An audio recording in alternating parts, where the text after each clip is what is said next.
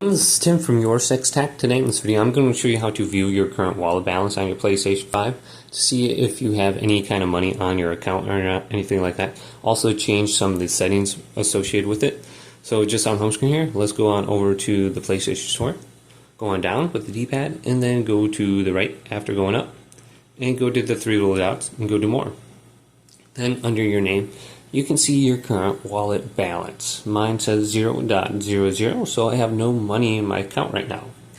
I can go to payment methods right here. I can go to my credit card, and then I can add money to my account.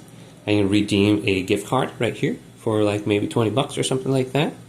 Then I can go to subscriptions. I can reactivate my subscription for PlayStation Plus, or I can upgrade it. I can go to transaction history, and then see my purchases from a certain date to my current date. See if I bought anything or if there was something that went through that I didn't buy and it was fraud or something like that. I can go to purchase settings right here, and I can authorize a password on my checkouts so I don't accidentally buy something. So if you try to buy something, you will need to type in your PlayStation password. But hopefully this quick little video did indeed help you out. If it did, leave it a big thumbs up. Subscribe to my channel down below for more tech videos coming up next on YourSixTech.